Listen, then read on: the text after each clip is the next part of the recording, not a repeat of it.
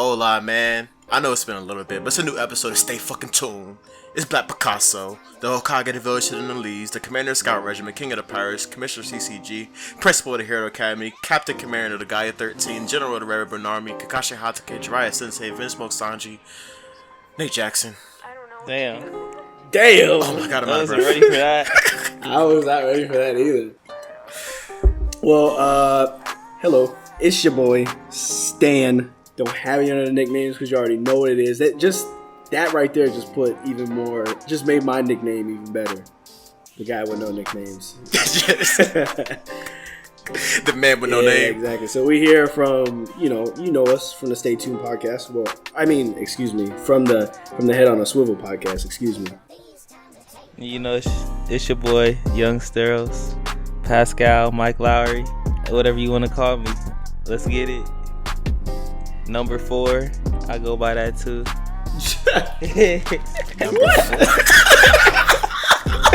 Codename Kiss Next Door. I fuck with it. I was just saying it for my football number, but I fuck with number 4 off of Kiss Next Door. Well, number 4 is only by hands, exactly. too. Let that action. He didn't care about thinking. He didn't care about looking past his hair. It's just nothing. Action. Let that action, baby. So it's a brand new episode, though. It is a brand new episode. It's been a minute. It's nice to be here in front of a mic. Niggas been sober for the past fucking 29 days. I'm sipping on this motherfucking Corona right now, and it actually tastes semi-good. It tastes kind of decent. You think that break made it taste better?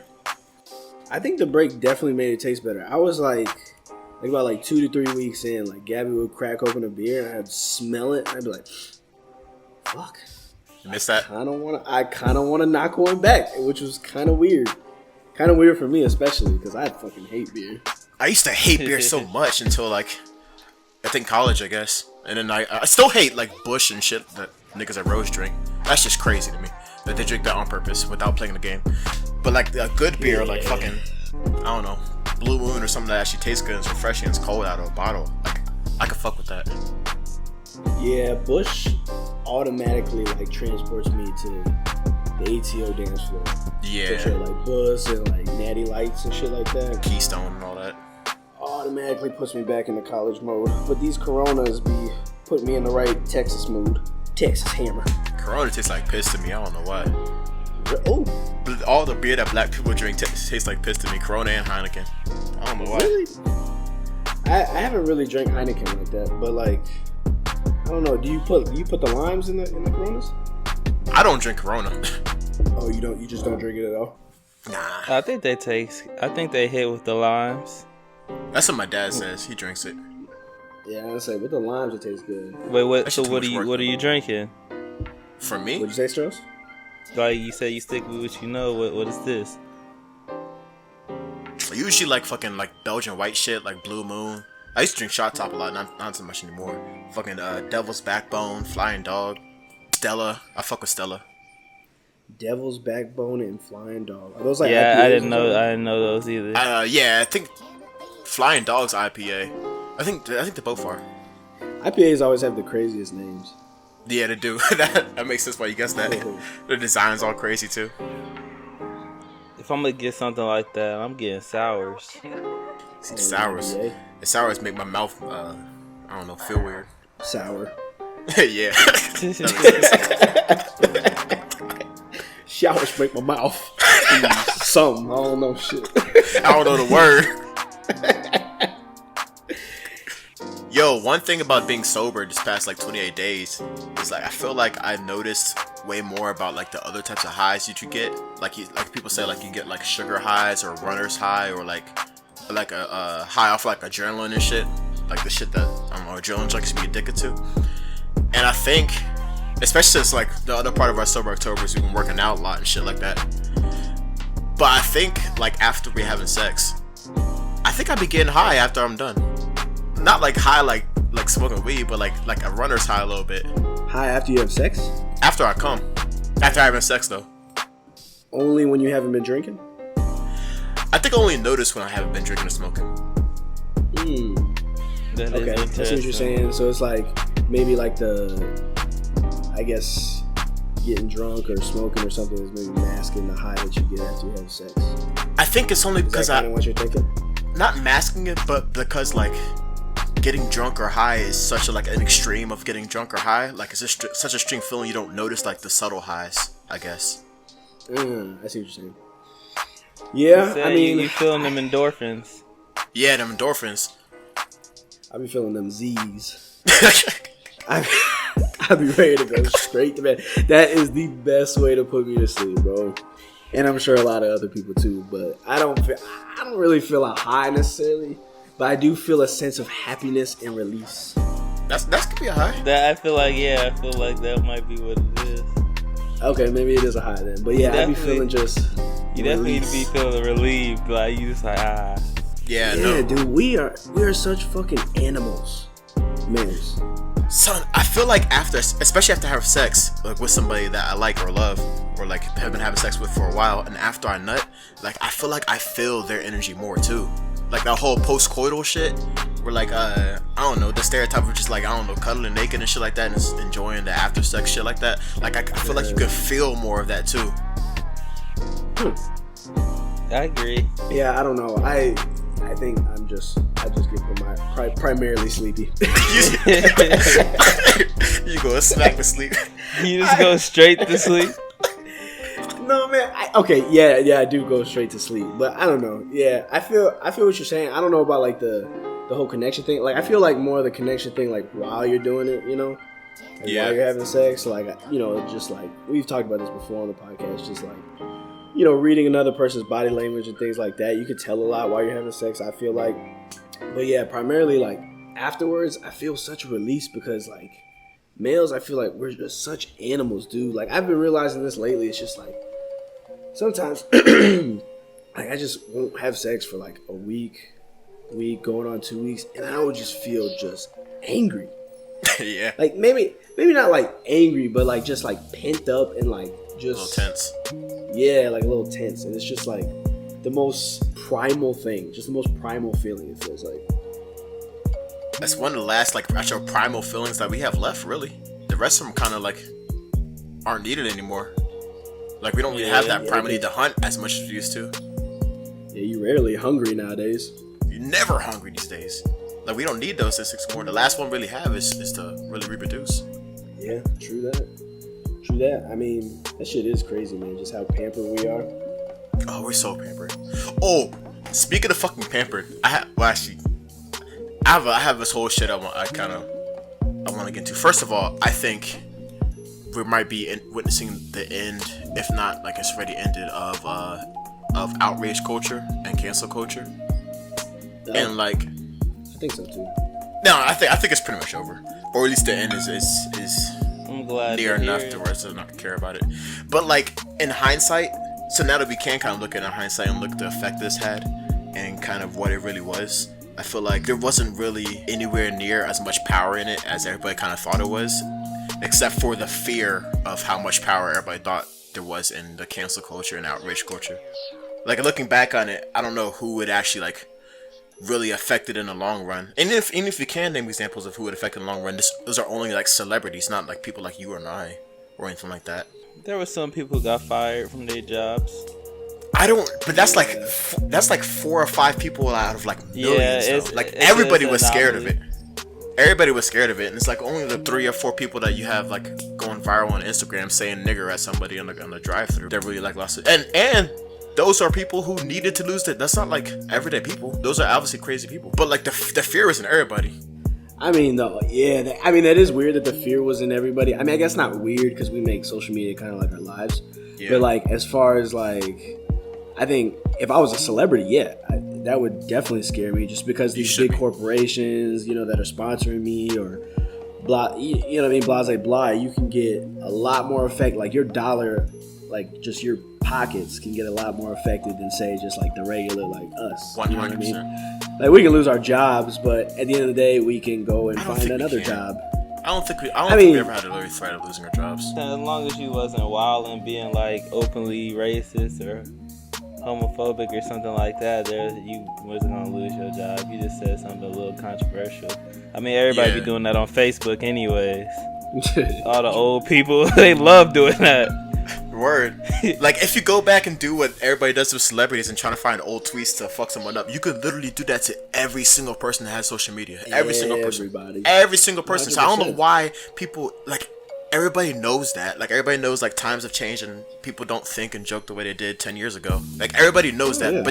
But they still kept fighting that fight and still kept, like, pushing it and still kept looking for new victims. And that got me thinking to who it is actually, like, pushing outrage culture, because like it started off as something that kind of really actually needed to happen. Like, we needed to shine light on a lot of shit that people weren't really giving a fuck about, like the Me Too movement, like Black Lives Matter, like everything that actually like really needed to be addressed. And then past that, I think those people just didn't know really what to do with the energy they still had and started just picking new victims. But like the more I thought about it, I think there was only really two groups of people that were keeping this whole outrage culture like going. And I think it's, for a while, it's only ever been white women and white women are still doing, and black women kind of just stopped. And I think they're doing it for two different reasons. The first one with white women kind of goes to what Stan was saying about like us being so fucking pampered and not really having it easy anymore. There is nobody that's more pampered and has like is more disconnected from the actual problems than a certain group of white people, white women in America, that like they're just so fucking bored, bro. And they're so bored and kind of unsatisfied. These specific group of people are so bored and kind of unsatisfied, feeling like they haven't done anything with their fucking lives because they don't really need to. So they pick fights with whoever. It's the same girls you see. I was watching the news the other day and they were like doing some goofy ass like disco dancing in the middle of the streets in DC, trying to like, I don't know, raise awareness for, I don't know, retarded kids or something. I don't know what the fuck it was. But it was obviously just like just bored white women trying to do something, some goofy shit, because they feel like they need to do something. They want to just feel like they're doing something because they don't live in the same life that we are, bro. And like it's just out of boredom with them. I think white women are bored. Are you talking about the ladies that were in front of like that street and like blocking off traffic, and then that dude fucking ran it? These people got jobs. I love that. I love that dude. But it was the exact time people talking about like, what the fuck are they even? They're just blocking traffic, yelling about immigrants. That wasn't even in an immigrant. That wasn't even in California or Texas or anything. That was like the middle of the country. Like they're just bored. Yeah, where the fuck are people finding the time? That's my thing. That's the thing. They don't have any shit to do. White women live a different life, bro. Talk to any white girl, like not any white girl, because the white girls. This is more to my point too. The white women that have actual problems, like the poor white people, don't give a fuck about outrage culture. They don't give a fuck about that shit. Poor women. I've never seen someone say faggot more than a poor white woman. They don't care, bro, because they have real like actual problems they're dealing with, and when people don't have problems, they make their own, so they feel like they're doing something. Especially, you know what I mean, the most protected people in the world, which is American white women with money from a certain background. Or say nigga. Where I'm from, they don't give a fuck. 95% white people where I'm from, and that shit was thrown all over the place. I didn't know any different though back in the time. Like when I was in high school, I was just like, oh, this is just what people do. Like everybody says it. And then I got to college and started realizing like that is just not supposed to be said. You know what I mean? Nah, bro. It was crazy. Bro, one time I got on this girl on Snapchat, I was like, yo, like what? Like somebody give you a pass to say that? Like why you just? She's like, I don't need Let it. it fly. When I'm around, when I hear this all the day, I was like, so just because you hear it doesn't mean you can say it. Like, damn. Yeah, right. They live a different life, man. They live a life without consequences. White women can do whatever they want. White women been coming to me at parties since the beginning of my life at parties, and have taken whatever they wanted off my body and walked away. I lost so many hats from white women because they can do whatever they want. That's the worst. Let's take your shit, dude. Leave they with it. Thieves. They are The crazy thieves. shit that ever happened to me is some girl walked up to me at an ATO party, like right outside the ATO front door. I was like, hey, can you tie my shoes? I literally was like, bitch, no! What the fuck? I'd never felt so disrespected before in my fucking life. Like, no, I'm not gonna tie yours. Dude, that shit, Jay was dying laughing because there was no hesitation. I was like, what? No! I was like, why would I ever do that? Like, I don't know, man. That shit was crazy to me. But the thought of you even like being able to say no never crossed her mind because like that's dude, the life she lives. She looked so surprised that I said no. You could I was like, have you never been told no before? She probably want to tell somebody. Yeah, she probably went in there and tattled on me to somebody or something. I actually got canceled before cancel culture was ever a thing. From what? By my own family, actually. From one of my cousins, like my distant cousins, like I think it's a second cousin. No, it might be a first cousin actually. She's part of the LGBTQ community, and I was on Facebook at like 13 years old, letting faggots fly.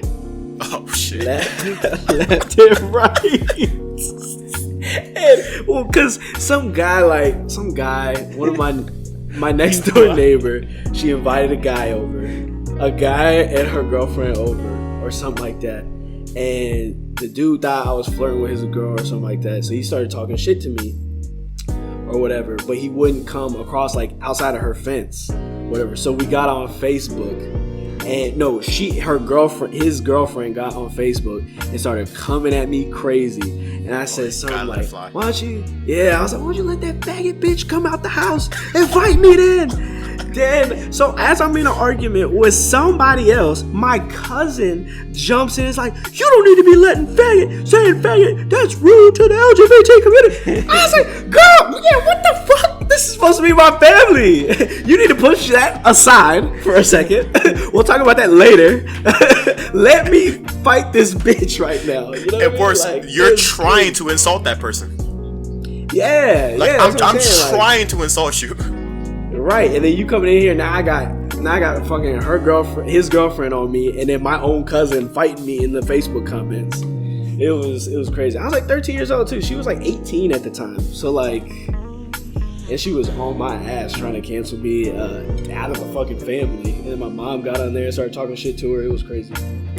God damn. Dang. Yeah. You didn't know no better, not at that age. Yep. And then I called my ex-girlfriend and her friend fat bitches one time. You can still do that. Yeah, they still tried to cancel me for that though. They was on my head about that. You can do that. Yeah, that's fine. Yeah, that's fine. There's nothing wrong with fat shaming, especially if it leads to him living a better life. Yeah, no, that didn't happen. But anyway. Yeah, there was like three of her little friends on there. You don't need to be body shaming, blah, blah, blah, blah. Ignoring the fact that she was like talking shit about me and my current relationship. And so I just got on there. I was like, I just said it how it was. And then one of her friend or whatever, the other one that I called a fat bitch, she like got on there and was like, I'm going to get the whole Calcasieu Parish on your fro ass. Which was her being racist. Yeah, she was being racist. That wasn't even like a good no fro ass. No. So I've been canceled quite a few times, but like you said, it doesn't matter for us. Living proof. Exactly. Right. And then you got a daily show. That's hilarious. But the second group that I was talking about that still kept this outrage culture going was for a while. They fell off eventually because they realized their only company was white women and they hate white women. It's black women. And I think they did it for a whole different other reason. I think black women for a fucking very, very long time have been in fight mode. And it felt like they had to fight for, because really, like, the heart of Black Lives Matter was really, like, mostly black women.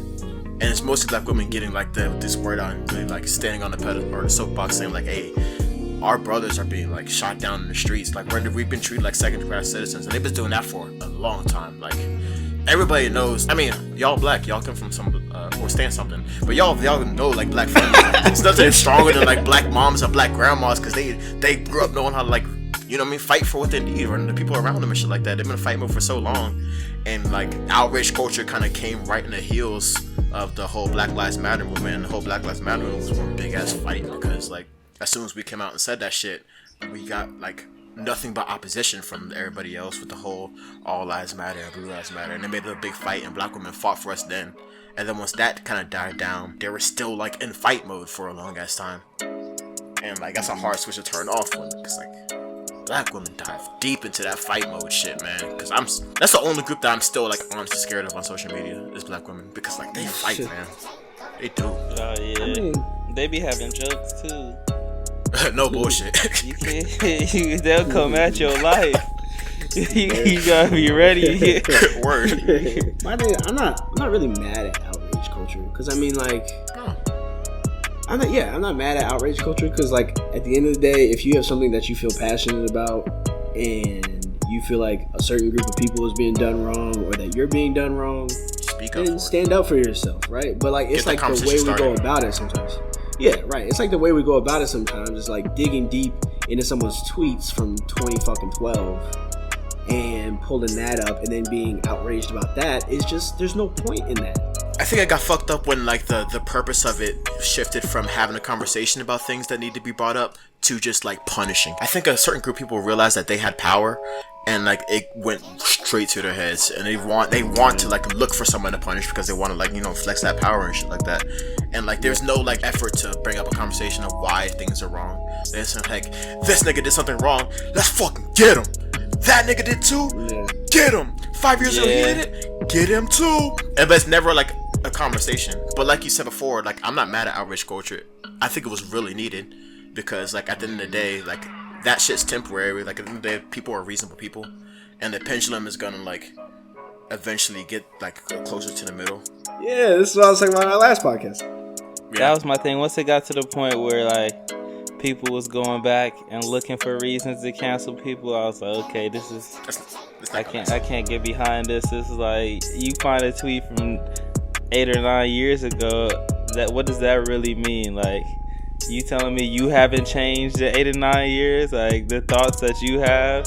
So how you gonna hold somebody to that, like the standards we have now compared to what they was thinking back then? I also think though, like, part of this outrage culture is like we can partly not blame it necessarily, but like kind of put it on Trump, because like Trump and the whole Russian probe thing, I think people feel powerless in the ability to affect, you know, America, in the fact that we're not even sure if Trump being elected was truly, you know, our decision. You know what I mean? So like having that power on social media to cancel somebody that's, you know, maybe pretty powerful, or to, you know, voice our opinion about something, even though, you know, a part of the whole outrage culture thing, like I think that's all part of the whole feeling powerless within like the political atmosphere. Yes, but I think the whole thing with Trump is a good thing. I think a lot of stuff, not that Trump did himself, because he's a piece of shit, but him coming in and doing what he did and illuminated so many fucking things that we need to see. Because like, I see it as that whole Russian probe thing, just letting us know how powerless we've always been. I'm 100% sure Trump's not the only politician that's used bots to influence voters. Like, I'm sure that's been going on as long as the internet's been going on, especially since it's evolving and shit like that. This politics game is 100% deeply corrupt. I think and Trump in a lot of ways illuminated all that shit. Yeah, true. I think what he really does is accentuate how like much it's just bullshit. Like, all these politicians are just bullshitting, and like, I feel like that's one of the reasons why he won, because people felt like he was coming from a real place, even though what he was saying was crazy. It's like, at least we know like he means it, like to somewhat like, whereas everybody else, we know these politicians are saying all this shit, we like, they're not gonna they don't care, like they just saying this just to get our votes. But my thing is, if we're powerless, you know, from the jump, then who's to say that Trump wasn't elected by the people that are truly in power and not by us? I think that. I don't know. I just kind of feel like, to say that, you know, Trump stands for kind of like illuminating the problems within, you know, politics. I think that's actually a good thing, because now I think people are going to really go and try to do their research. Like, it's just bringing awareness to that. Mm-hmm. So people are like really doing their research and like, wait, there's a lot of fucked up shit going on. Like, how can we eventually lead to change this? Yeah, exactly. Okay, I think that's what I was gonna say. If Trump is illuminating that, but Trump used the same type of principles to get in, you know, cheating with Russian bots, then how is that any different? I guess is what I'm saying. The only reason that I think we thought it was different is because a lot of these politicians, or for the longest time, they've kind of been bought into the office, like they have other influence on corporations that's influencing them. That's really like they're really the puppets for whoever these oil companies or whoever's funding them, and whoever the lobbyists are. And that was his big thing, is that he's self-funded and everything. He cheated in a kind of a complete different way. I mean, it's not a better thing, but like it is kind of different than what he was trying to illuminate. It's shedding light on something while doing something else. Okay, I see what you're saying. At least he isn't part of the whole big conglomerate of political corruption. He's under his own thing of corruption to help illuminate. I don't know. He probably is under that too, but I'm saying that was the message he was trying to get across, was that he's not part of it, and that also Bernie's trying to get across, and there's those two the main ones really saying like, hey, like Bernie is one of the only people I believe. I didn't even know about him too, because Trump's first campaign, man, the one good thing he really did that was really like actual not honest marketing, but like there was a lot of truth in the way that he marketed when this is his angle for his marketing campaign, was the whole drain the swamp thing, when he called out every politician and said like, this motherfucker's getting paid this much by them, he's getting paid this much by them, he's getting paid this much by them, they're all puppets, and Bernie was part of that, and it was true. So you never really know, they're all fake. You don't really know. That's why I never get. Like, it's so hard for me to invest my energy in politics. It's so hard for me to invest my energy in like what celebrities are doing on the day to day. Because like people are always like, "Oh, Selena Gomez would never do that." How the fuck do you know? I don't want to hear none of that. Like, I don't know. It's just so hard for me to invest my time in things that I like. This is gonna sound really anti-religious because I am religious, but it's hard for me to like really focus a lot of my energy on things that I don't directly affect or aren't directly right here in front of me. You know what I mean? I think that's a good way. I think it's a good thing though. Like, I mean, don't invest your energy in your shit, because you don't really know what's going on and shit. You just invest your energy in something you don't even know. But then at the same time, it's still important though. It is, but like, you're only getting fed what they feed you. Exactly. Yeah. Like, you don't really know what's going on. You only know what they choose to show you. Yeah, I guess at that point it's just like we just got to work hard enough to get into spaces where we can understand what's going on in the bigger picture. I guess it's kind of like the only way to really, I don't know. It's the only way that I can really come to terms with. I think the goal is to get to a place financially where you can just know that you're living safe in a way where whatever shit goes on with whatever's going on doesn't affect you the least.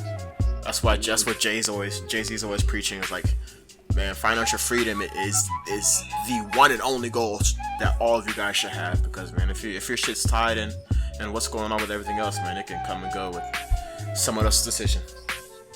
True. Man, let's get fucking happy. Actually, no. Wait, before we get happy, I do have an angry story to share. I just got a haircut today, or no, not today, like the other day, and I'm pissed off. New barber? I'm pissed off. No. Well, yeah, it is a new barber, but the same barber shop. They had the nerve to give me that guy. The guy sitting in the chair, not cutting, not a fucking soul. And you know damn well he's the worst barber in that bitch. Dude. Oh my god, dude, I was so mad because I had seen him the last time I went to the barbershop. I had seen his ass sitting there, and I was like, I'm never getting cut by him because I know he don't get no type of looks. He don't get no way to get, you know what I mean? Like, he gets the scraps, right? So, but this time I went in there and I was like, I just really want a haircut right now. Blah, blah, blah. I get in there and everybody's cutting, and I don't even see him there yet. But they were like, I walked up to the dude I got a haircut from last time. I was like, yeah, I'm looking for a cut. He's like, oh, I can get you in right now. I was like, oh, fuck. I know what that means. And I was like, who, you got somebody for me? He was like, yeah, I got somebody for you. I was like, hold on. I was like, is he like y'all? Like, I pointed at the two dudes that had cut me before. I was like, is he like y'all? He was like, yeah, he's cool. I was like, fuck. I was like, fuck. You gotta kidding. Then he calls this motherfucker over and it's like, hey, yo, come get him. Blah, blah, blah. He didn't speak any English or whatever, but he's like, hey, come cut him or whatever. And I was like, you gotta be fucking me. So anyway, I was like, what? I was like, whatever. I'll get the cut. If it's bad, I just won't tip that much, whatever. So I sit in a chair. This dude, he's like a bigger dude, right? Like I got nothing against fat people, but like I have something against fat people with sweaty hands. Like that's my issue. Like if you're my barber, you got touch my forehead and neck and shit. That's what I'm saying. Look, so I like to enjoy my haircut. I like to have a pleasant experience. I like pleasant smells. You know what I'm saying? Yeah. Like dry, clean hands on my face, and I want to fall asleep while I'm in the chair. Like I want to be comfortable with it. But this motherfucker had the most. Y'all would know this, but the fans might not know. But the most computer scientist type hands. Sweaty, like he been eating Cheetos and beating off for the last 3 hours. It's grimy and shit. Bruh, his hands, they didn't stink, but they didn't smell fresh. Yeah. Is how I want to say. They smelled moist and just gross. So he's all touching on my face, cutting my hair and shit. Your shit gonna break out. Dude, I was just so sick to my stomach. So he cuts my hair or whatever. He gives me a taper. Doesn't take anything off the sides. Like he literally just goes like low on my sideburns and then just leaves everything else. Literally everything else. I was what like, type of taper? Bro. You're not done. Bro. Right? He showed me with the mirror. I was like, bro, come on, for real? You should sit right back. You should sit right back down in the seat next to it. All right, can you finish this? No, I didn't get up. I didn't get up at all. But this, okay, I'm not even gonna get to that yet. But anyway, so he decides to line me up with a single blade razor or whatever. So he literally takes some fucking tap water. I don't know where he got it from. Puts it on his already moist hands. Slaps me on the right side of my face. Slaps me on the right side of my face. Proceeds to take out the single blade razor, line up my right side, and then without putting water on my left side of my face, starts lining up my left side with the single blade razor, bro. My face has never been so itchy. My left side of my face was itchy as fuck. He was like, then as he was like, you want alcohol? I was like, yes, nigga, fuck! Do I want alcohol? I'm dirty as fuck right now. Leave me up. Dude, I was whole hairline about to break out. Do you want alcohol? Dude, I felt so fucking dirty. And I told him, I was like, bro, please just lower me on the sides. He's like, what number? I was like, I don't fucking know. Just lower it. Just make it lower. He lowers me up, and then I walk out. I give him a $5 tip, and I ran out. You can't walk in, man. I don't go in barbershops without appointments. Dude, they don't accept appointments. I called That's crazy. in. That's crazy. Yes. That's I called in. I was like, yo, I was trying to set up an appointment. No, we don't do appointments. Walk right in. I was like, you trying to gamble with my hair, man? Yeah. That's like a good 2 weeks. I gotta wait to get if I got fucking up, I gotta live with that. Freshed up again. Yeah. Yep, exactly. No. Right. Decrease my overall by about 3 or 4%, and then if you walk in there again and he open, he gonna be expecting you to come back. Now you gonna feel somewhere, you go somewhere else, and he gonna be open. Oh, he will be open. he will be open. He can get hype when he see your car pull up. That. He can start flopping his little apron. Right here. No, I am not going back to that barbershop. I gotta find me a black barbershop. Bro, you gotta get the app Style Seat. And usually the only people that's where I'm making my appointments and stuff. And usually the only barbers that use it are people that for real about it. Okay. I take a job seriously and shit. I need to look. I definitely need to do that. Yeah, they got it right here in Houston too. Style Seat. They definitely have it in Houston. I know Houston got some better barbers. Also, you should probably look on Instagram and shit for Houston barbers, because the best one's gonna be on there. True. Because they're gonna want to show that shit off. I want someone to want to show off. Yeah, man, I was just so mad. The crazy thing is, the other two barbers were really good that I had, and they all have those Instagram lights or whatever, the circle lights or whatever, so that they can post shit on Snapchat and stuff. So I was like, hype. That's what you want. I was like, they be doing it in here. Yep, only one guy out of the 3 cuts I got there put me on his Snapchat. Don't even wash his hands. How you gonna work with niggas who take pride in their work and you don't even wash your hands? Yeah, bro, do you want alcohol? I have never felt so uncomfortable. I would say that I got my hair cut by a Mexican twice, and this man gave me the best taper fade I ever had. But He like, was for real, he was straight from Cali though. He was used to cutting everybody's type of hair and like and apparently like he was in Cali they was charging for them haircuts, so he was used to giving like $40-$50 haircuts. Like, Son. so this man was nice. I mean, there are some good Hispanic. There are definitely plenty of good Hispanic barbers out there. They do their thing when they get down. I go to this barbershop in here called Gentleman's Club, and they're real nice. Like they're nice with it, and like I started going to them when they started up and shit, and like until like the owner and like the second best barber who I usually get started cutting like pretty much the whole Redskins team and some niggas on the Wizards. Oh, bro, damn! Price went up. Like the main dude that owns the shop, he barely be in the shop. He only does house calls, and I went to like his style seat to see like let me see how much like a cut from him costs, a house call, or if I go to his place, whatever. $150. Oh no! For a cut. For a cut. If you want a taper, it's like $170.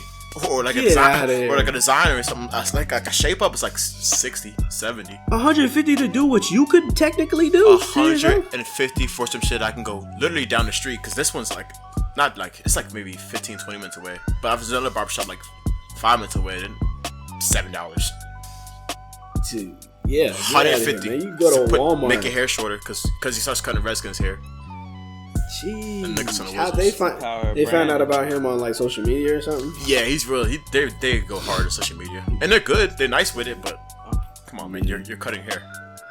Yeah, for real, 150. That's crazy. But I mean, it makes sense if you're getting those dudes on the regular. If they paying, I'm not mad at it. Yeah, but damn, bro, it's a sad day when you lose your barber, man. Man, having a barber is so nice. It's so nice. I spent like 6 months in Utah trying to find a barber. Good luck.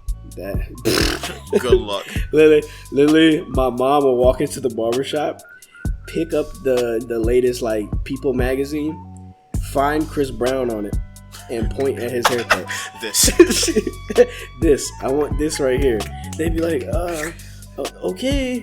And it always came out fucked up. Every time. Damn. Yeah. I feel your pain, man. I've had my struggles. That's the one reason why I think I can't like actually live like out in like Europe or some shit. Because I know there's no black barbers. Oh. I know for sure there's no black barbers. Yeah, that would be rough. I mean, like maybe unless you're like in like London or something. Like one of those, even then, maybe the bigger cities, it might be rough, but you might find something if I get lucky. Yeah. And even then, he gotta be like American black too, because some of them niggas out there be having fucked up hairlines. They don't care. Yeah, that's true. Because they grew up there. The only black person there. Yeah. They don't even know he's supposed to have like the shit supposed to be straight, and then yeah. Yeah, bro. You gain so much respect from having a nice hairline. Oh, dog. My friend Big Mike, he's black, and like I went to the barber with him, but he didn't know like what barbers to go to out here, so he went to like Great Clips and Son. They didn't understand that like it's supposed to like have like a line. Well, first of all, they didn't say the line's supposed to be straight and not like curved, but they didn't understand like that it's supposed to have like this part. They didn't do that shit at all. It was just like here and then like sideburns. Oh my god! So he wore a hat for like the next like month of school. Oh, that shit was so fun, dude. That's pretty close to what my aunt did to me one time. She fucking was like I hadn't got my haircut in like a month or two. I needed a haircut real bad, and I was desperate, and she was like, I can cut it. Like, I've seen your haircut numerous times. It can't be that bad. I was like, yeah, you know what? You're right. Just kind of do it. That's your fault. This is when I was young. Yeah, for sure. I was an idiot. She messed up on my sideburn. She's like, I'll just cut them off. Cut my. I just cut them off. Cut my sideburns off. I look like I had a fucking beanie on my head at all times. 24/7 beanie on my fucking head, bro.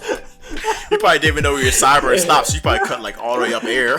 Dude, she just cut a straight line across. All my life she did, bro. I look so stupid. I'm dead. Yeah. I've had some bad haircuts in my life. Nah, bro. When I was in high school, thankfully, I went to school with all white people. So, well, mostly white people. So what? Because one time I tried to cut my hair, and like I couldn't really see how it looked on the top until like my friend who was also he was my black friends that went to the school. He was like, "Bruh, you try to cut your hair or something, bro?" I was like, damn. Like, it looked bad. He's like, bro, you gonna get out here with that scatter hair, bro. I was like, damn. He just started calling me scatter hair for the week. Oh, like, no. The good part is only that one black person will notice. Exactly. I was like, yeah, I thought I was gonna get away with it.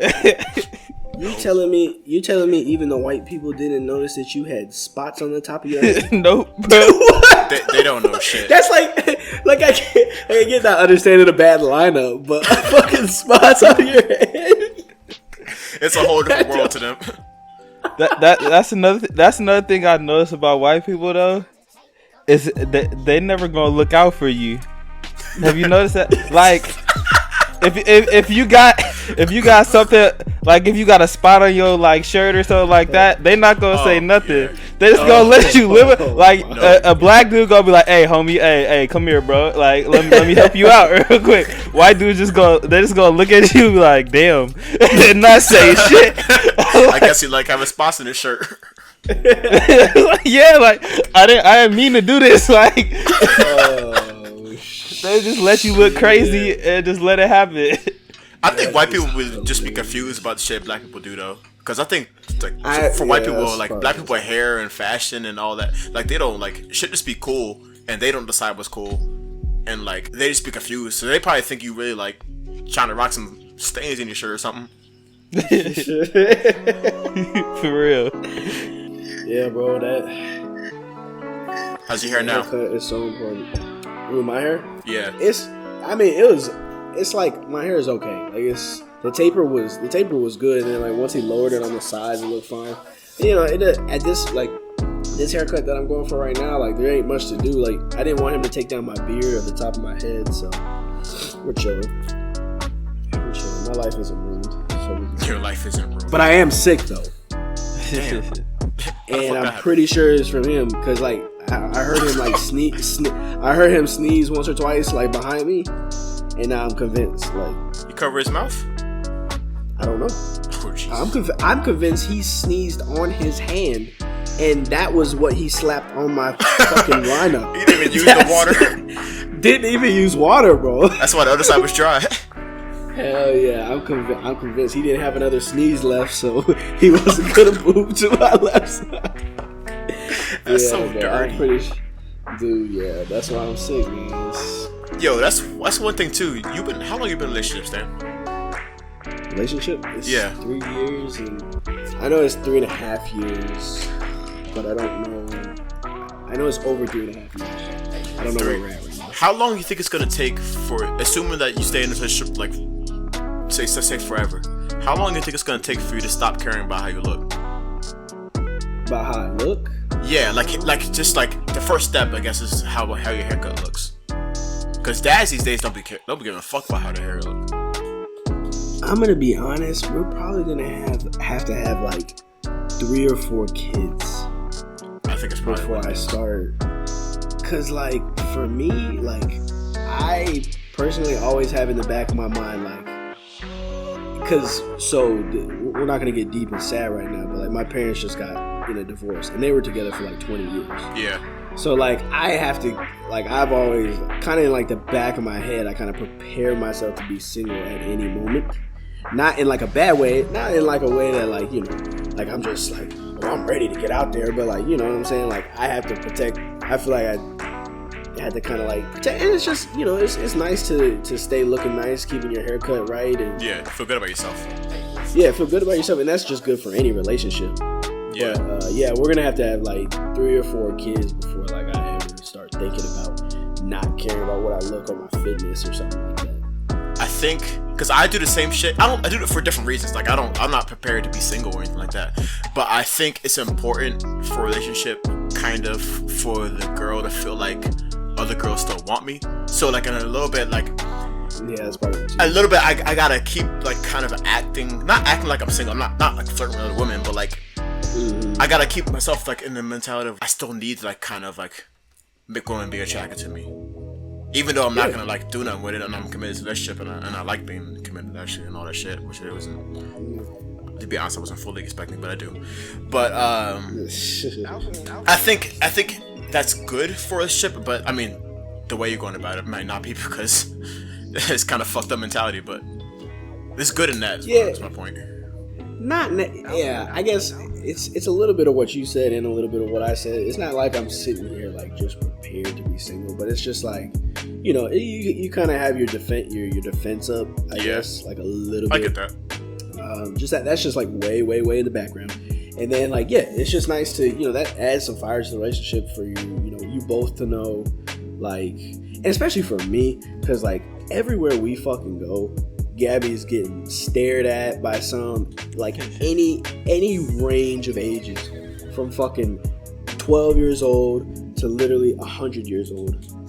She will have guys staring at her. If we're going to public places, like, if it even seems like if I don't like slap her ass like every like 30 seconds, somebody's gonna swoop in and be like, hey, how you doing today? Blah, blah, blah, blah, blah, blah, talking all nice to her, because like I swear she gets that shit all the time.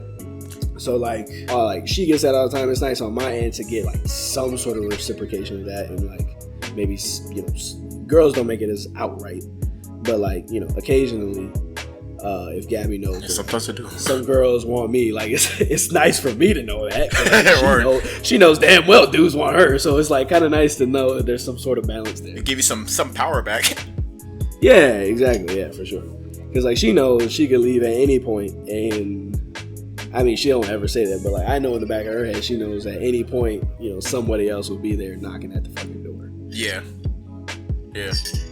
But she also knows the same is definitely true for you too. What you mean? That if you guys are break up, like, you got a line. Oh yeah. You got a line behind. Oh yeah. I'm confident in myself. Like, I don't think, and not to say that like that she's disloyal or anything like that. Like, I don't think it's about loyalty or anything like that. But I don't think she stays with somebody who she feels like that's true for her, but not for the other person. Because, like, I don't know. I think that dynamic kind of fucks up the attractiveness as far as women and men. Like, they want to feel like, with women, the attractiveness is like all about the way they feel, and they want to feel like they're with somebody that no one else wants. Like, I'm fine being with somebody that nobody wants but me. Like, I don't give a fuck. If I'm attracted to my girl, that's all I care about. But I feel like a little bit. I mean, and they'll say the same thing's true, but I think their attractiveness comes from something different. Yeah, I feel like most girls they love knowing that other girls want like their man, but it's all there. It's like they're like, nope, that's mine. I feel like they got something valuable. Well, it's a product of the things that they're attracted to, right? So it's like if you exude confidence and, you know, you're physically fit, attractive, smart, blah blah blah blah, of course women are gonna funny, be, right? So it's funny. Like it's just a product of what they're already attracted to in you. You know what I'm saying? So like, that just kind of comes with it. So. And the opposite too, as far as your situation. Like, that's what comes with it as far as niggas coming to a girl and shit like that. But right, we see the same thing you see. Yeah, relationships all about balance. Shit, you know. It's all a roller coaster pendulum, however you want to call it. I enjoy it though. Like, I don't know. I've always not been on the side. I don't know why I'm so surprised that I enjoy being in a relationship. I always enjoy being in relationships. But like, I always thought like in relationships in the past, like I always knew like I'm going into it like I'm probably not gonna stay into it, because like every relationship I always kind of back in mind like I kind of still want to be fucking other people too, or I kind of still want to like, I don't know, be out there. I don't miss that shit, man. Like I enjoy being like in an actual relationship with one person that I'm actually building a connection with and like all that, like way more now. Do you think that's because you got that out of your system, like, or is there something else that made you come to that realization? I think a big part of it is me getting on my system, but I also like I'm kind of getting to the point of like people always saying that like men aren't really built to be monogamous, and I kind of always been on that side of things too. Like I still think an ideal situation for me would be having like my one girl who's my girl, like emotionally, the only person I'm giving anything to emotionally, and having like no more than 2 other girls that I would fuck maybe like once every 2 months, just to like have something to get like other not confirmation, something that's gonna keep me like, I don't know, being the me that my girl likes. Like this, I don't know how to explain what I'm saying. Keep your confidence and keep your, I guess it sounds like it's like keeping your like ego alive. Kind of. I mean, but I still like I get my ego taken care of from my girl too, because she shows how much she loves me and all that. But like, I don't know. Yeah. There's something to getting other energy in the mix a little bit that I don't know, keeps me excited about things that I do miss a little bit. But like being completely monogamous isn't that far down from that. That's ideal, but monogamy is like just below it, which is completely fine for me. Yeah, I feel you. I feel like that like want is always gonna kind of be in the back of like a man's head, but I feel like I've come to the realization that like what's more important to me is success and building something, and so like that trumps pretty much everything for me, and it always has basically my entire life, which is like kind of why I've always wondered why I've like been like always drawn to like having like a relationship. Is just because I feel like I really believe, it comes from just like my dad and him being a family guy and all this stuff, but like I think I'm really drawn to like success in building something, and that has always trumped any type of other indiscretions that I may have as far as like, fucking that up. Yeah, it's priorities. Right. So like whether, and that's in every aspect of my life personally, it's just like whether that be like eating right, fucking going to the gym today, like I've always had those. I've always wanted those wants before I wanted the other, like fatty foods, sweets, chilling at home watching Netflix. Like chilling at home watching Netflix is like fun and all for like maybe like an hour or two, but like I actually have more fun going to the gym or doing something productive that's going to, like improve me in the future. So like that's how I feel. Completely, I completely understand that shit. I think when you have a girl, it keeps you on track. 100%. It's just motivated towards like what you really want to do, instead of just be thinking like, ooh, like what kind of chicks can I get today? Like, 100%. let's see who's going. Like, you got a chick, you like, that's just you not even worried about that. You like, how can I improve today? Like, get better. Yeah, man. That's what people say, that when you have a full family and kids, that it even like multiplies that shit too. Yep. I mean, yeah, I can only imagine, man. That's got to be such a great feeling to be building. Like, you develop your why in that case. And like that, just like I don't like. I've always had like a why, but like my whys have always been kind of selfish. But I know like when I have like a whole blooming family, like my why is gonna be even stronger than it already is. So like I just feel like it's so exciting for like to know that success is almost like imminent. Like if I've had success right now when I've been building on just my selfish wants and needs, like it's gonna be crazy. The whole idea of trying to like, I don't know, optimize every part of your life, and a relationship's kind of like a huge part of that. Not part of it, but it's something that you could really like directly influence. The impacts of it can really benefit your life a lot, because like this is a person that you're sharing that emotional connection with and all that shit. So I get really like, I get prioritizing that over really anything else. Yeah, I think it helps you grow. Yeah, a lot. Just you got somebody to bounce ideas off of and things like that, and somebody like sometimes somebody just to check you when you wilding out. Where you didn't even know you were, because like that's the one thing. That's why I can't trust people who haven't been in a relationship in a long time or ever, because like you don't really know a lot of shit about yourself. Because like there's no other way you can see a lot of the way you think and a lot of shit about yourself unless you have like that specific type of emotional connection with somebody, because that illuminates a lot of shit about how you like, I don't know, the way you view a lot of shit. Because like, especially with men, because a lot of times when men get into this like possessive shit when it comes to a person they actually care about, because they don't understand how to really, I don't know, manage that emotion. So they fucking build their walls and defend it with fucking looking at it as a possession and saying like, no, this is mine, I have to protect it, because like, I don't know, they don't understand what the fuck they're feeling. And women do the same shit in different ways. They like do this shit emotionally and fucking argue for no reason. But I don't know, it's a great way to grow. I think some of that, I definitely agree with the part where you saying like men being selfish.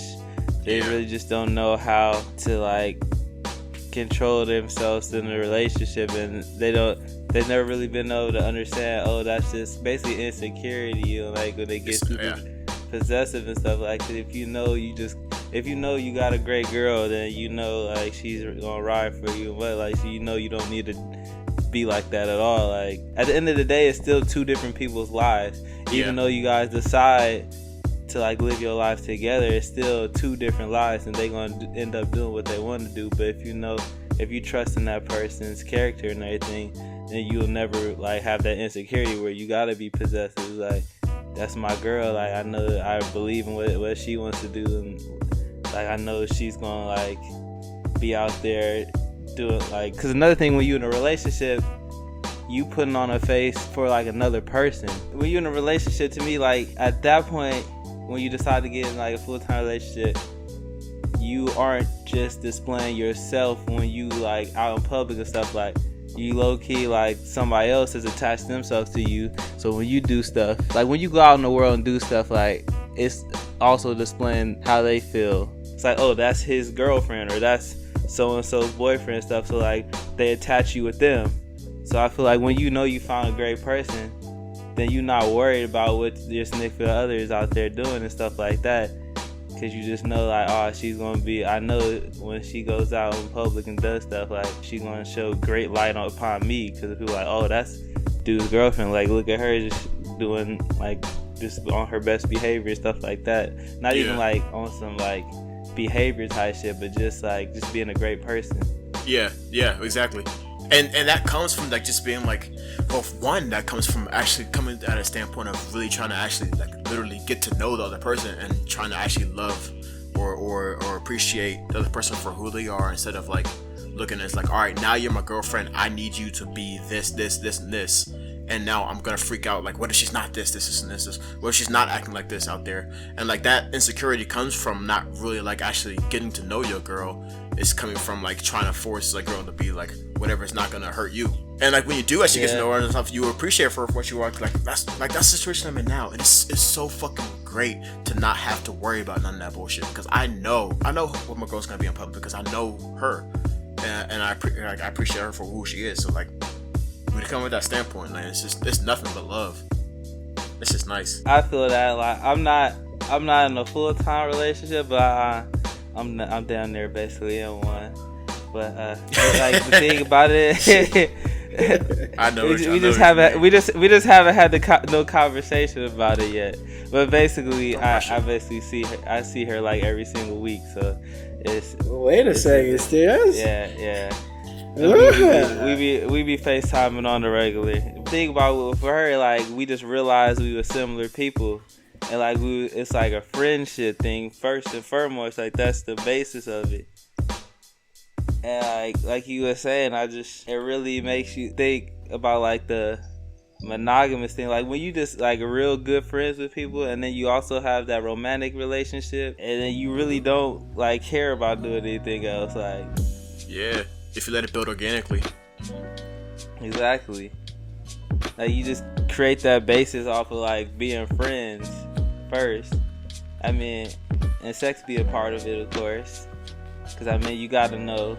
You just want you gotta make sure you got that connection if you gonna take it to another level. But yeah, it's just great when you like find somebody who like you just connect with on a certain level, where like you can just sit there and just talk, or just sit there and not do nothing and just be fine. That's my favorite. That's one of the things I realized. Like once you comfortable enough to just sit somewhere with a person and not say nothing and feel completely comfortable, that's one of the best feelings.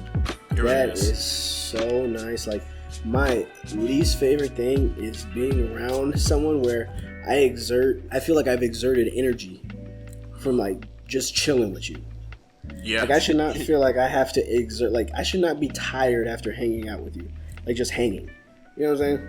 Yeah. That is like sometimes like I'll leave like like you'll hang out with someone and then there's silence.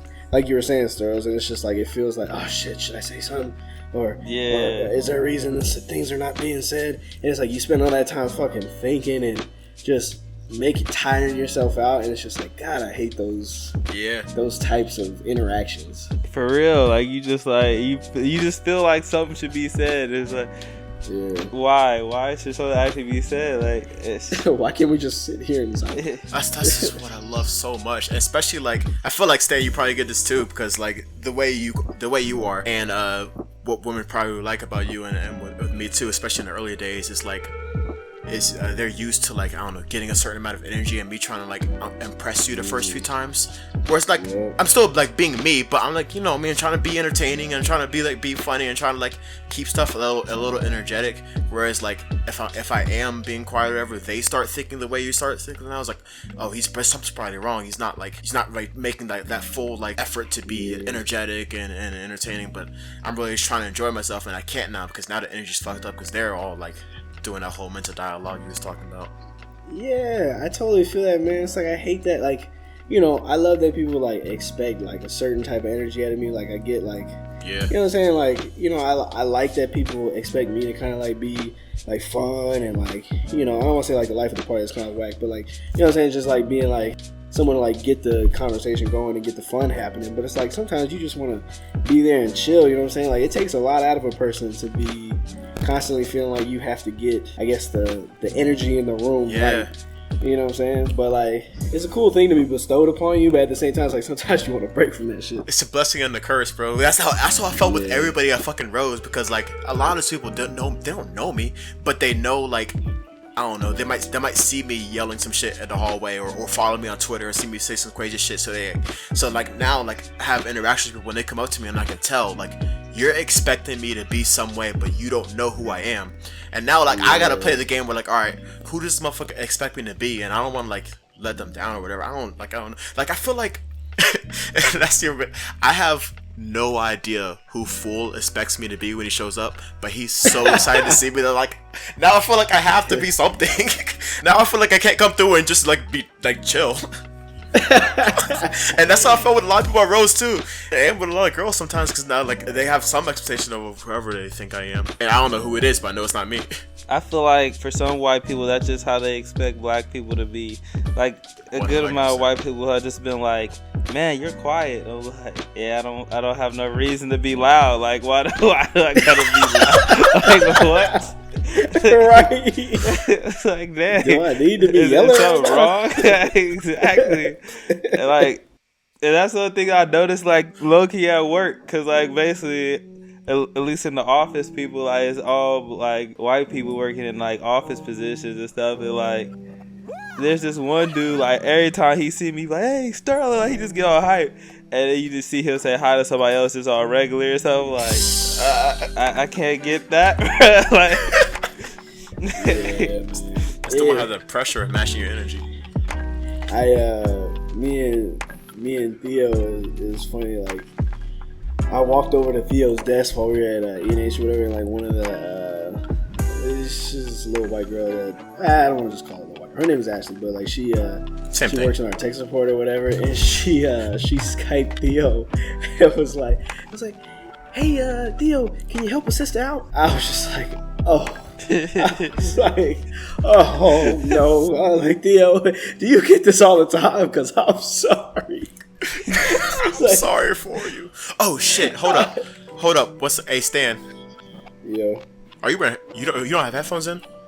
Yeah, I got my one AirPod in. I dropped my other one underneath my seat. Yeah. So, because I recorded a whole fucking MMA podcast with AJ. He had no fucking headphones in the whole time, so his audio was all fucked up. Oh no! It was a long one too.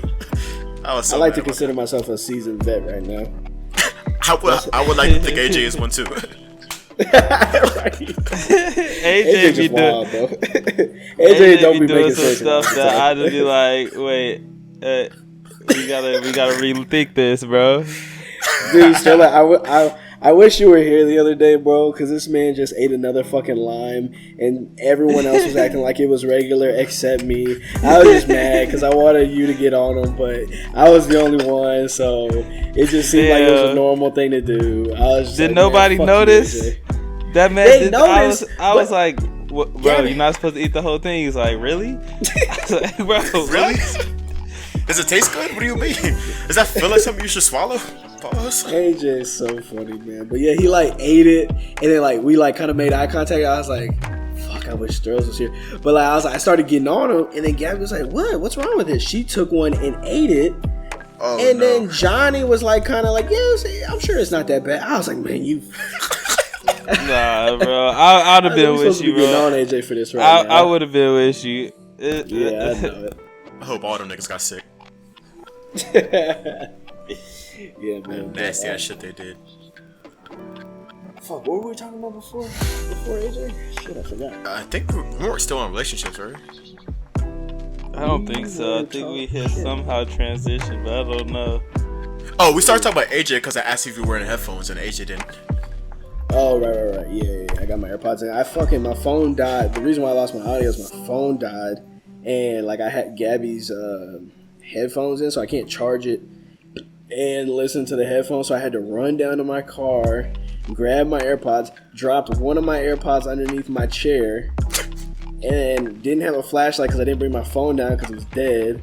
And so I couldn't find it. So I literally just ran back up with this one AirPod. Headphone. Yeah, just this one AirPod. So, yo, this Houston waiting in line shit is just the worst thing that I've ever experienced. For anything? Or it's for like clubs and bars? Literally, that is like the Houston experience. If you wanted me to tell you what the Houston experience was, I would say that it's waiting in line for anything. No, I can't do lines. Anything that you want to do, bro. I want to get on my Thanos shit and just snap half of these motherfuckers away because, like, the population is just too big. Like, no matter where you go, no matter what you do, like, I mean, Cheesecake Factory is always normally packed, but, like, I don't know, it's, like, just so many people that it's hard to get good service anyway. Yeah. How's traffic? Traffic is not bad if you plan it out right. I get on the tollway, so it's not too bad. It's like 15 minutes for me to go, about like 10 to 12 miles, so it's not too bad. That's not bad. Yeah, if you're downtown, it is pretty miserable. But I go away from the traffic. I go up, like, out to the suburbs, kind of. So, but yeah, man, it's crazy out here. The accidents are crazy out here, and when Johnny and AJ came down here, we went to that haunted house. Bro, tell me how we waited in line for 3.5 hours. Nope. Don't even want to be scared no more. Dude, for a 20-minute experience. For a nigga to go, Right. I'm not gonna lie, it was scary though. AJ, we got AJ to lead the way. And so he was getting like the initial jump scares, and then we kind of just got the people like staring at you. You know what I mean? Like once the actors. The first person always gets the worst shit because the jump scares is so 100%. really scary. They'll let a nigga come out with a chainsaw. I'm running. Oh, dude, that shit is always so scary. Always. Yeah, but just because it's so super loud. And they run at you. I be thinking a nigga just snuck in here to kill people because I saw a movie, dog. When I went, bro, that's the one time I went on a date with that girl. In the back of my mind. That's the one time I went on a date with that girl that I left in the middle of the day because her breast thing.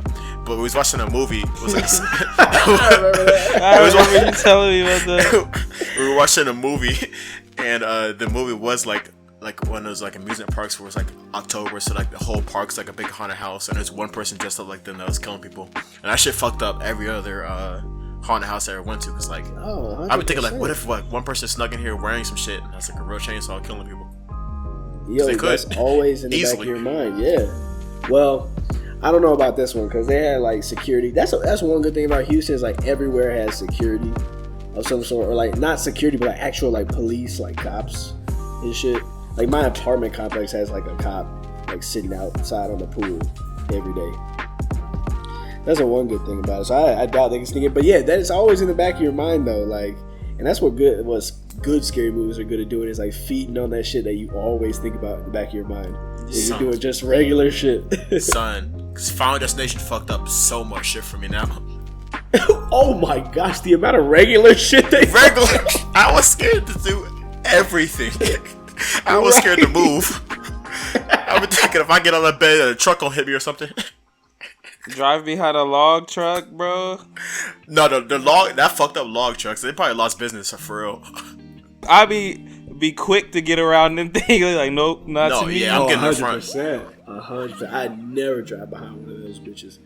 But you be scared to like get a cup out the cupboard in case you knock over a knife, which trips a mouse trap, which pops up the cheese, which turns on the fucking oven, and oven sets on fire, and then you're dead. Yeah, now your whole house melted. Hell yeah, bro. That's funny. That's hilarious. But yeah, like shower shit is the scariest for me too. That shit should be scary regardless. You can fuck yourself up in the shower, bro. Hell yeah, and you feel so vulnerable because you naked. Yeah, I know. I'd be so scared to wash my feet, man. Wait, what?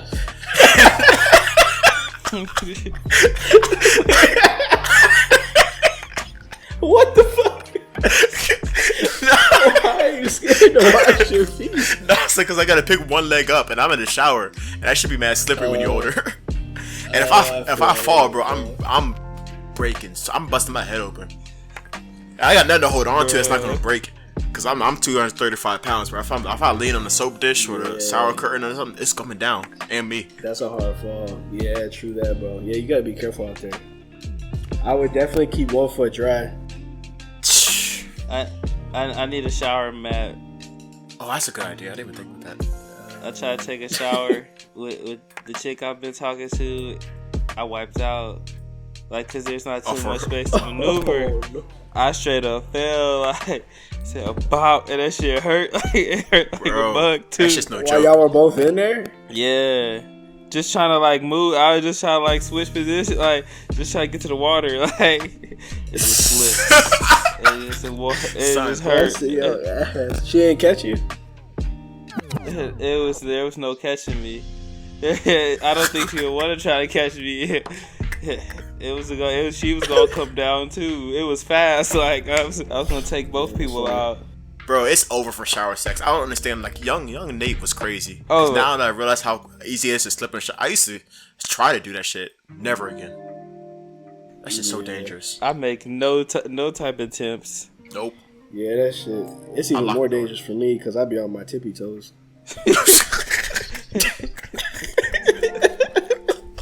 You gotta hold on to the shower rod. Area in You gotta hang from it with the floor. Oh, you be risking your life. Dude, that ass, man. Hey. Gotta do what you can, man. Hey, that's love, though. It's whatever. I just think about the babies. My babies. My future babies. Yo, speaking of dangerous ass sex, I did some dangerous ass shit the other day. Coming back from this party to another party on Saturday. We're coming back from. I was about to name some like places near me, like you guys know where the fuck that is. But it's like the first party was like maybe 25-30 minutes away from my house, and we're coming back to my house, and we hit this back road the whole way back. And son, we had sex while I was driving the whole way back there. And the dangerous ass road too. Dangerous ass road. Oh, like niggas be crashing on that road all the time, like doing like regular driving shit. okay. Well, please explain to us how that works. I gotta know this. Do you lift the steering wheel up? Oh no, like I drive seat all the way back anyway, and like I kept my legs like wide, and like she rode me with her legs inside my legs, and like she just like moved her head to the side like this so I could see, and like my hair marks around like this. Yo, I didn't even like say like I didn't initiate nothing. She did the whole thing because she was drunk. damn, that's insane. Like, that's insane because like.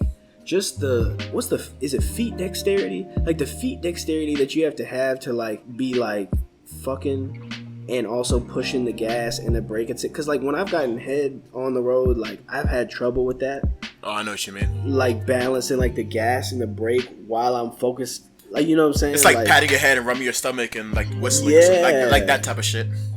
Yeah, like the dexterity you gotta have with your feet is like that's kind of wild, Nate. I'm impressed. I mean, I just made sure I didn't do any work and she did all the work. Also, I was a little buzzed, which is probably more dangerous. What, that you were like a little buzzed? Yeah. Yeah, probs. I mean, just just a tad. Just a tad. No, I think I should help. It helped you drive better. I think it helped to balance everything better. Cause if I get like a little buzz, like I'm better at video games, I'm better at like games. Like I'm more like I don't know, I can flow with shit easier. I noticed that during sober October, like when I'm sober, my rhythm, I have to put in work to be in rhythm. Exactly. I was like, whoa, it has been a long time since I haven't been in a rhythm. Like, I just feel off right now. Yeah, like, drinking just even a little bit definitely puts me in, like, it's just because you're more loose or something. Yeah. You just, I don't know. That's why I always take shots before shots. That's why I always take one shot, maybe two, before like interviews or career fairs and shit like that. Where like you're not drunk, but you're just a little loose. Where like you're not like thinking too much or tense or anything like that. True. I feel that. It do be nice. Y'all ready for the basketball season? Ooh, shit can be exciting. I'm more hyped for NCAA just because I tend to watch that a little bit more. But NBA is definitely gonna be exciting. Just in general. No. I just in general, I watch more college basketball, but I am excited just to see how these NBA teams fare. I mean, the Suns is actually looking kind of nice. I'm not gonna get into that. The Suns gonna be alright. There's some surprise teams in the West that nobody was talking about. I think gotta watch out for Dallas, man. Yeah, Dallas could be nasty too. I just don't know if Porzingis is gonna be healthy all year. That's the we question gotta see mark. if Porzingis can stay healthy. Because Porzingis and Jokic, that could be dirty. And I like their big man too. That ugly ass dude. He gotta be the ugliest thing in the NBA. Bogdan, something like that. I don't even. Yo, look him up, And bro. then He gotta be the ugliest nigga in the NBA. He's like a two-eyed cyclops. Trey Young's going off right now. He said he's on the Mavs. Yeah. Is it Ryan Bruckoff? No, like it's like Bogdan.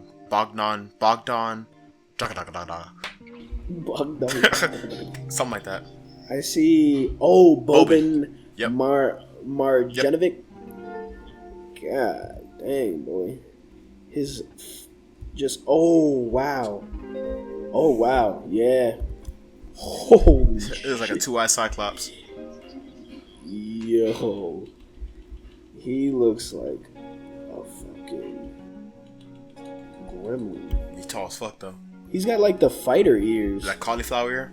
Cauliflower. Yeah, but I think it just looks like that because he got ugly ears. Because the ears look all fucked up. They're like inside out. Does he have like giganticism? I think he does have gigantism. Actually, looking at his face. 7'4". Yeah, 7'4". Yeah. He probably got like a little bit of giganticism in him. Like probably a lot. 7'4" is tall. He probably got the full thing. He's the only player in the NBA that weighs more than Zion. What? Yeah, that's crazy. Well, what that one dude from, was it like Wake Forest or whatever? What was it? What's his name? You're talking about Taco. Taco. I think Taco's about 300. Looks normal looking. He's from South Florida. Looking, though. UCF, isn't he? UCF. UCF, okay. Let me see. He's up there. I mean, he's not pretty, but he's not ridiculously ugly. Boban ugly.